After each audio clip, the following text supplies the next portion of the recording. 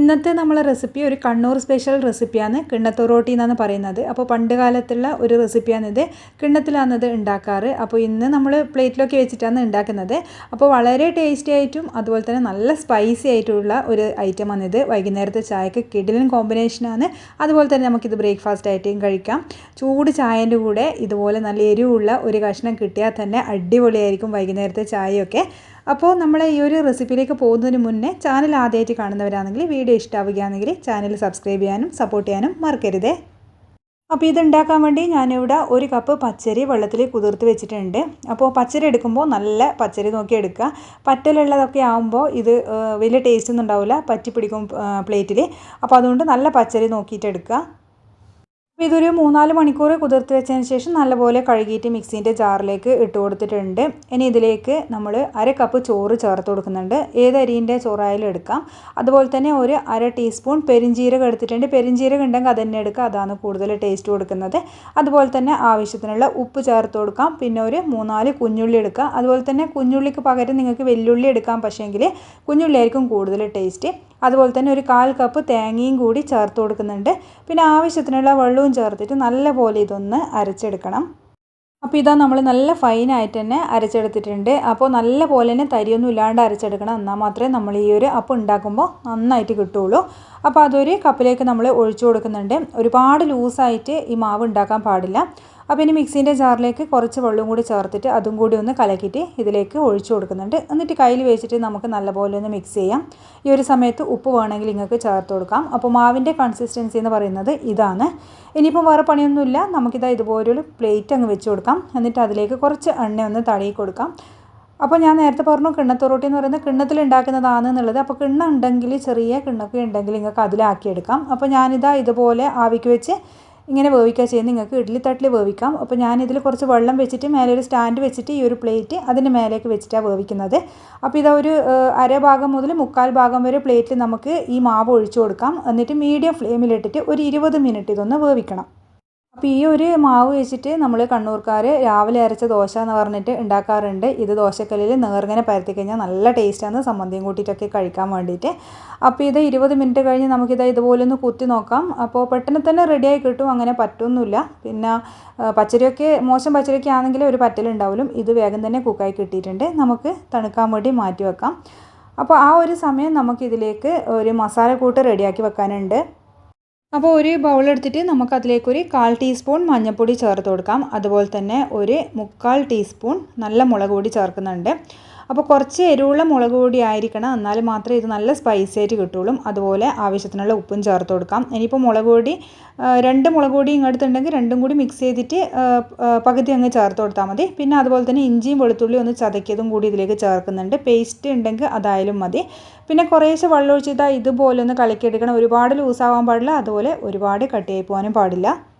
അപ്പോൾ ഇതാ ഈ ഒരു സമയം നമ്മളെ അപ്പം ഇതാ നന്നായിട്ട് തന്നെ തണുത്ത് കിട്ടിയിട്ടുണ്ട്. അപ്പോൾ നമുക്കിനി ഇത് പ്ലേറ്റിൽ നിന്ന് മാറ്റി കൊടുക്കണം. നമ്മൾ കൈ കൊണ്ട് തന്നെ ഒന്നിങ്ങനെ വിടിയിച്ച് കൊടുത്താൽ തന്നെ ഇത് പെട്ടെന്ന് കിട്ടും. ഇനിയിപ്പോൾ കിട്ടുന്നില്ലെങ്കിൽ ഒരു കത്തിയോ അല്ലെങ്കിൽ എന്തെങ്കിലും ഒരു സ്പാറ്റിൽ വെച്ചിട്ട് സൈഡ് ഒന്ന് വിടിയിച്ച് കൊടുത്താൽ മതി.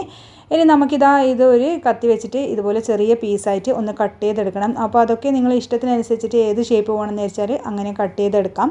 അപ്പോൾ സാധാരണ കിണ്ണത്തൂർ റൊട്ടി കട്ട് ചെയ്യുന്നത് ഇതുപോലെ ഈ ഒരു ഷേപ്പിലാണ് കട്ട് ചെയ്തെടുക്കുന്നത്.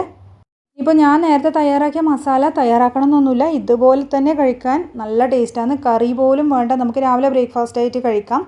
പിന്നെ വേറൊരു റെസിപ്പി നമ്മൾ കണ്ണൂർ ഭാഗത്ത് ഉണ്ടാക്കാറുണ്ട്. ഈ ഒരു ആവിക്ക് ഇത് വേവുന്ന സമയത്ത് അതിൻ്റെ മേലെ ഉള്ളി കാച്ചി ഒഴിച്ചതും കൂടി ചേർത്തിട്ട് നല്ല ടേസ്റ്റ് ആയിട്ടുള്ള റെസിപ്പിയാണ് ഇത്. അപ്പോൾ സാധാരണ പണ്ട് കാലത്തൊക്കെ എന്ന് പറയുമ്പോൾ നമ്മൾ മരിച്ചവർക്ക് അകത്ത് വെച്ച് കൊടുക്കുന്ന പരിപാടിയൊക്കെ ഉണ്ട്. അപ്പോൾ ആ ഒരു സമയത്ത് ഈ ഒരു റെസിപ്പി എന്തായാലും തീർച്ചയായിട്ടും ഉണ്ടാക്കുന്ന ഒരു റെസിപ്പിയാണ്. അപ്പോൾ അതിൻ്റെ മേലെ ഉള്ളി കാച്ചതൊക്കെ ഇട്ടിട്ട് വെറുതെ കഴിക്കാൻ വേണ്ടിയിട്ട് നല്ല ടേസ്റ്റാണ്.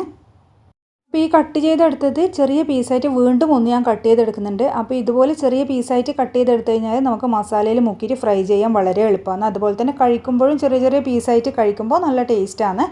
ഇനിയിപ്പോൾ നമുക്കൊരു പാൻ അടുപ്പത്ത് വെച്ച് അതിലേക്ക് വെളിച്ചെണ്ണ ഒഴിച്ചു കൊടുക്കാം. വെളിച്ചെണ്ണയിൽ തന്നെ ഇത് ഉണ്ടാക്കാൻ ശ്രദ്ധിക്കുക, എന്നാലേ നല്ല ടേസ്റ്റ് കിട്ടുക. അപ്പോൾ വെളിച്ചെണ്ണ ഒന്ന് ചൂടായി വരുന്ന സമയത്ത് അതിലേക്ക് കറിവേപ്പില ചേർത്ത് കൊടുക്കാം. കറിവേപ്പില ചെറിയ പീസായിട്ടൊന്ന് കട്ട് ചെയ്ത് ചേർത്ത് കൊടുത്തു കഴിഞ്ഞാൽ നല്ലൊരു ഫ്ലേവർ ഉണ്ടാകും. അപ്പോൾ അങ്ങനെ വേണമെങ്കിൽ നിങ്ങൾക്ക് കട്ട് ചെയ്തിട്ട് അതിലേക്ക് ഇട്ട് കൊടുക്കാം. ഇനിയിപ്പോൾ നമുക്ക് ഈ നേരത്തെ കട്ട് ചെയ്ത് വെച്ച അപ്പം ഓരോ പീസും എടുത്തിട്ട് ഇതുപോലെ ആ മുളക് മിക്സിൽ മുക്കിയിട്ട് ഒന്ന് ഫ്രൈ ചെയ്തെടുക്കുകയും വേണ്ടും. അപ്പോൾ ഒരുപാട് തീ കൂട്ടി വെച്ചിട്ട് കരിച്ചെടുക്കാൻ പാടില്ല. ഒരു ലോ ടു മീഡിയം ഫ്ലെയിമിലിട്ടിട്ട് വേണം നമ്മളിത് ഉണ്ടാക്കിയെടുക്കാൻ വേണ്ടിയിട്ട്. അപ്പോൾ അതിൻ്റെ ബാക്കിയൊക്കെ മസാലയൊക്കെ ഉണ്ടെങ്കിൽ ഇതിൻ്റെ മേലേക്കൊക്കെ ഒന്ന് പുരട്ടി കൊടുക്കാം. അപ്പോൾ ഇഞ്ചിയും വെളുത്തുള്ളിയും ഒക്കെ ചേരുന്നതുകൊണ്ട് തന്നെ പ്രത്യേക രുചി തന്നെയാണ്. ഇനിയിപ്പോൾ നിങ്ങൾക്ക് വേണമെങ്കിൽ നമ്മൾ ആ ഒരു വെളിച്ചെണ്ണ ഒഴിച്ച സമയത്ത് കടുകൊക്കെ വേണമെങ്കിൽ ഒന്ന് പൊട്ടിച്ച് കൊടുക്കാം. അന്നേരം നല്ല ടേസ്റ്റ് തന്നെയാണ്. പക്ഷേ സാധാരണ നമ്മൾ എന്താ പറയുക കല്ലുമ്മക്കായൊക്കെ ഉണ്ടാക്കുന്നുണ്ടല്ലോ, അരിക്കടയ്ക്ക് ഉണ്ടാക്കുന്നില്ല, ആ ഒരു ഇതിലാണ് ഇതും ഇങ്ങനെ ഫ്രൈ ചെയ്തെടുക്കുന്നത്. അപ്പോൾ ഇതിന് നമ്മൾ കുറച്ച് ടൈം എടുക്കണം. കാരണം ഇത് നോക്കി നിൽക്കുന്ന ആവശ്യമൊന്നുമില്ല കേട്ടോ. ഇത് നമ്മൾ അവിടെ അടുപ്പത്ത് വെച്ചൊരു ലോ ടു മീഡിയം ഫ്ലെയിമിൽ ഇട്ടിട്ട് നമുക്ക് വേറെ പണിയൊക്കെ എടുക്കാം. കാരണം ഇത് കുറച്ചധികം ടൈം എടുക്കുന്ന പണിയാണ്. കാരണം നന്നായിട്ട് ഈ രണ്ട് ഭാഗം എന്ന് പറയാൻ പറ്റില്ല, എല്ലാ സൈഡും ഒരുപോലെ ആ ഒരു മസാല നന്നായിട്ട് ഫ്രൈ ആവണം, എന്നാലേ ഇത് കഴിക്കാൻ നല്ല ടേസ്റ്റ് ഉണ്ടാവുള്ളൂ. അപ്പോൾ ആ ക്രിസ്പി ആയിട്ട് കടിക്കുമ്പോൾ തന്നെ അടിപൊളി ടേസ്റ്റാണ്. ഞാൻ നേരത്തെ പറഞ്ഞ പോലെ ചൂട് ചായൻ്റെ കൂടെയൊക്കെ സ്പൈസി ആയിട്ടുള്ള ഈ ഒരു റെസിപ്പി തന്നെ മതി. അപ്പോൾ നമ്മളെ കണ്ണൂർക്കാരെ അരിക്കടക്ക, അതായത് കല്ലുമ്മക്കായ് പൊരിച്ചതെന്നാണ് നമ്മൾ പറയാം. അപ്പോൾ തലശ്ശേരി ഭാഗത്തോട്ടൊക്കെ അരിക്കടക്ക എന്ന് പറയും. ഇപ്പോൾ കണ്ണൂർ എത്തുമ്പോൾ അത് നമ്മൾ കല്ലുമ്മക്കായ് പൊരിച്ചതെന്നാണ് പറയുന്നത്. അപ്പോൾ അതിൻ്റെ ആ ഒരു ടേസ്റ്റ് തന്നെ ആയിരിക്കും ഇത് ഉണ്ടാകുക, കല്ലുമ്മക്കായ് ഇല്ലയെന്ന് മാത്രമേ ഉള്ളൂ. അപ്പോൾ ഇത് ചെറിയ തീയിലേക്ക് ഒന്ന് മാറ്റി കൊടുത്തിട്ടുണ്ട്. ചെറിയ തീയിലേക്കൊന്ന് മാറ്റിയതിന് ശേഷം നല്ലപോലെ വീണ്ടും നമുക്ക് എല്ലാ ഭാഗവും ഒന്ന് ഫ്രൈ ചെയ്തെടുക്കാം.